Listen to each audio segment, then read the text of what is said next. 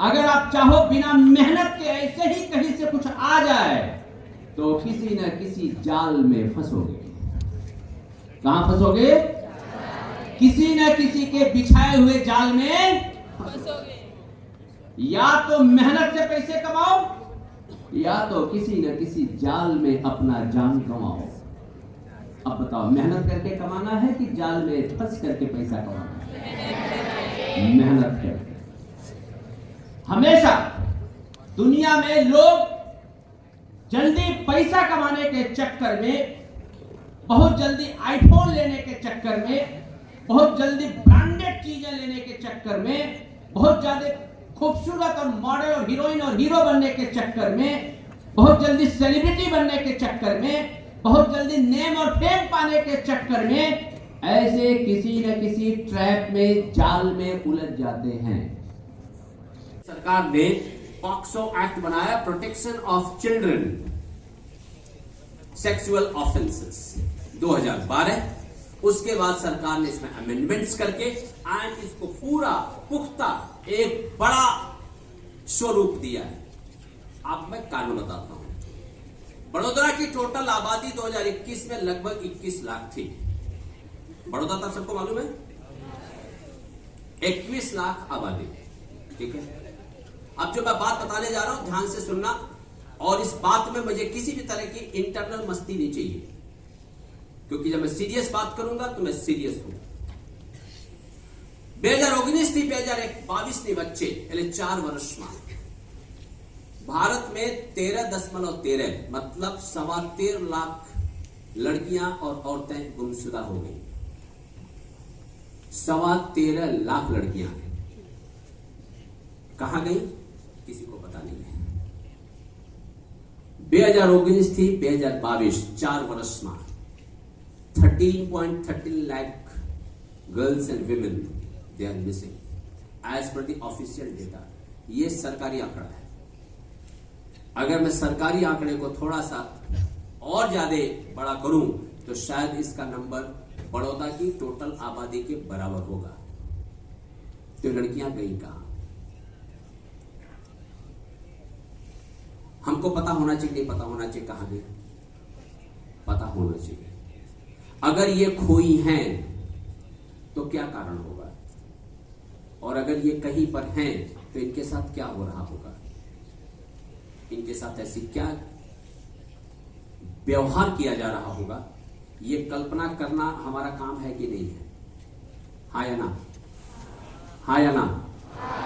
हम में से कोई चाहता है कि भविष्य में इस डेटा में हमारा नाम हो? इनके साथ क्या होता है मैं ये बताने जा रहा हूं।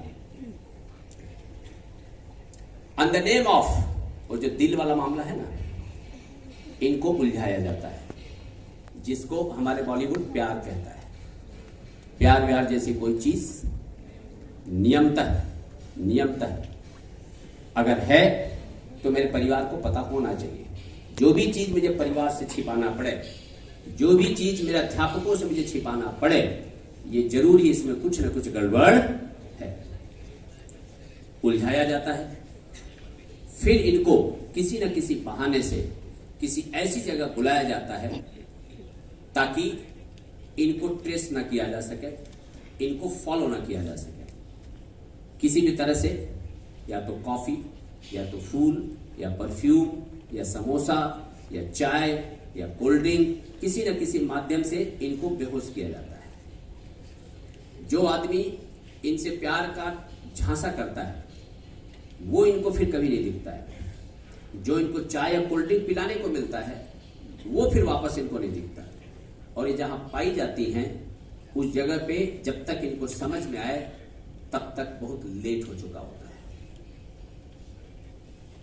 भारत की ऐसी सैकड़ों हजारों लड़कियों को, लड़कों को भी इसी माध्यम से किडनैप करके झांसे में लाके पहले उनको शारीरिक व्यापार में, उसके बाद जब उसकी शरीर किसी काम के लायक न रहे तो उसके शरीर के अंग अंग को मेडिकल के हिसाब से बेच दिया जाता है। एक लड़की जो इस झांसे में किडनैप होती है वो कम से कम 4 करोड़ के आसपास बिजनेस रोटेशन में कंट्रीब्यूट करके मरती है।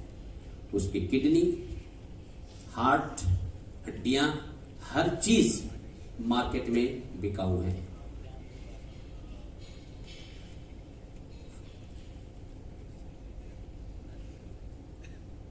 ये बताना इसलिए जरूरी है कि ये सारे के सारे भंवर जाल को तोड़ने के लिए सरकार ने यह एक्ट बनाया ताकि हम इस देश के बच्चों को सुरक्षित रख पाए। पर सवाल यह है, सुरक्षित हम तब रख पाएंगे जब आप जागरूक होंगे, जब आपको समझ में आएगा कि आपके साथ चल क्या रहा है। हर 1 घंटे में लगभग 49 जितनी लड़कियों के अगेंस्ट ऑफेंसेस होते हैं। ऑफेंसेस में क्या होता है?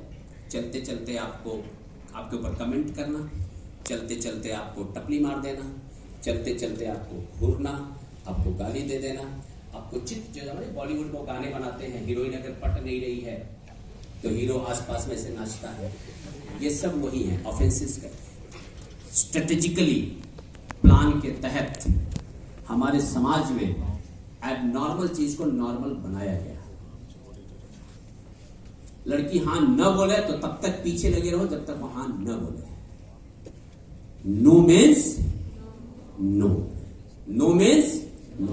उसे नहीं कंफर्टेबल है, वो कंफर्टेबल नहीं है तो नहीं है। आप 5000 गाने उसके आसपास गा लो, नहीं मतलब नो मीन्स। पॉइंट बड़ा क्लियर है। जो व्यक्ति अगर दूसरे व्यक्ति का सम्मान नहीं कर सकता, उसके भावनाओं का रिस्पेक्ट नहीं कर सकता, वो जगत में किसी का रिस्पेक्ट नहीं कर सकता। मैं दोनों हाथ जोड़ करके इस देश की लड़के लड़कियों दोनों से निवेदन करना चाहता हूं कि सबसे पहले हर व्यक्ति का हम सम्मान करना सीखें। आद्य गुरु शंकराचार्य कहते हैं, अहम ब्रह्मास्मि तत्त्वमसि। जो ब्रह्म मेरे अंदर है वही ब्रह्म तुम्हारे अंदर है। जो ब्रह्म मेरे अंदर है वही ब्रह्म हर एक जीव के अंदर है। तो जो सम्मान मैं पाने के पात्र हूं वही सम्मान यहां बैठा हर एक व्यक्ति पाने का पात्र है। जे सम्मान मने मळू જોઈએ એ सम्मान દરેક વ્યક્તિને મળવું જોઈએ। જે જીવનનો અધિકાર મને છે એ જીવનનો અધિકાર દરેક વ્યક્તિ માટે છે। જે દિવસે આ ભાવના તમારી અંદર આવશે, आप किसी भी तरह का वायलेंस करने से, किसी के भी इमोशन को हर्ट करने से आप अपने आप को बचाएंगे जरूर। मैं चाहता हूं कि किसी भी व्यक्ति से जुड़ने से पहले अच्छे से परखो। मैंने शुरुआत में कहा लड़कियों के लिए सबसे ज्यादा दिक्कत लड़कियों से है, लड़कों को सबसे ज्यादा दिक्कत लड़कों से। बोला था कारण। किसी लड़के को कैसे पता चले कि मेरी सहेली की वीकनेस क्या है? मान लो मैं एक लड़की हूं, मेरी एक सहेली है, दोनों सहेलियां हैं, तो कोई ना कोई वीकनेस सबका होता है। कोई भी व्यक्ति जगत में संपूर्ण तो नहीं है। हम अवतार भगवानों में भी कमियां थी तो हम तो फिर भी नॉर्मल लोग हैं। तो मेरी कमजोरी किसी लड़के को कैसे पता चलेगी? मतलब किसी न किसी सहेली के माध्यम से बात पहुंच रही है। सही है गलत? हमारा पहला शत्रु मेरे सबसे नजदीक का व्यक्ति है। इसीलिए लड़कियां लड़कियों को फ्रेंड बनाए, लड़के लड़कों को फ्रेंड बनाए। उसके पहले हमको जानना होगा कि कहीं ऐसा तो नहीं कि किसी जाल के हिस्से में मैं उलझा हुआ हूं। जो सबसे नजदीकी व्यक्ति है वही सबसे नजदीक से सबसे जोर का घाव करता है। सबसे नजदीकी का व्यक्ति कटप्पा ही बाहुबली को तलवार मार सकता है, दूसरा कोई नहीं मार सकता। कटप्पा ही सबसे नजदीक थे बाहुबली के। सही की गलत? और बाहुबली को सबसे ज्यादा विश्वास किस पे था? और बाहुबली को तलवार किसने घोंपी?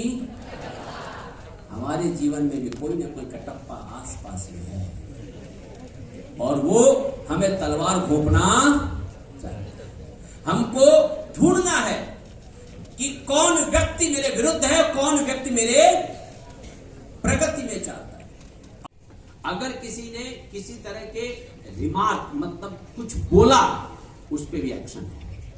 किसी ने नॉर्मली छू दिया तो भी एक्शन है। अगर किसी ने शरीर का कोई विशेष अंग छूने की कोशिश की तो उस पर भी है।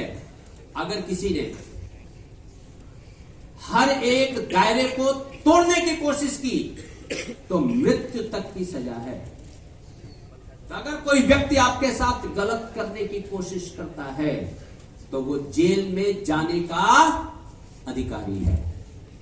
उसको जेल में भेजना हम सबका अधिकार है और हमारा कर्तव्य है। क्योंकि अगर आपने मुंह बंद रख लिया, आपने आंख बंद कर लिया, आपने सोचा कि परिवार की बेइज्जती हो जाएगी, बदनामी हो जाएगी, तो आपने उस आदमी के मनोबल को मजबूत किया, वो 2 और लोगों को जाकर के एक कोशिश करेगा। और यही पहले आदमी को तमाच पड़ी होती तो 13 लाख लड़कियां मिसिंग ना होती। ये 13 पर पहुंचा इसीलिए है क्योंकि बाकी लोगों ने अपनी आवाज दबाई है। किसी भी कंडीशन में, चाहे वो कहीं पर हो, स्कूल हो, ट्यूशन क्लासेस हो, घर हो, रिक्शा हो, बस हो, कहीं पर भी कोई भी व्यक्ति के पास इतना अधिकार नहीं जो हमें बोलने का अधिकार से छीन ले। मेरी बात समझ में आ रही है? क्लियर? कोई डाउट? कहीं पर कोई शक? अब मैं अपनी बात को धीरे धीरे खत्म करना चाह रहा हूं, क्योंकि ये पूरे का पूरा पॉक्सो एक्ट आपका बनाया गया है। आप दंड आप देखो, मृत्यु दंड तक के प्रोविजन हैं। कहां तक? अगर कोई व्यक्ति जबरदस्ती संबंध बनाता है और ये कोर्ट तक बात साबित होती है तो उसे फांसी की सजा मिलेगी। अब सरकार और तो क्या कर सकती है? सरकार ने यहां तक नियम बनाया है। कई बार लड़कियों को डराया जाता है, लड़कों को भी डराया जाता है। लड़के लड़कियां दोनों एक ही कैटेगरी में हैं as far as this act is concern. अगर डराया जाता है कि समाज में बदनामी हो जाएगी, समाज में बेइज्जती हो जाएगी, घर पर पुलिस आएगी, पुलिस इंक्वायरी करेगी, पुलिस टॉर्चर करेगी, पुलिस ये करेगी, पुलिस वो करेगी, ऐसा कहीं कुछ नहीं है। पूरा सरकार ने ध्यान रखा है, पुलिस कभी भी यूनिफॉर्म में किसी भी लड़की से बात करने के लिए नहीं आएगी।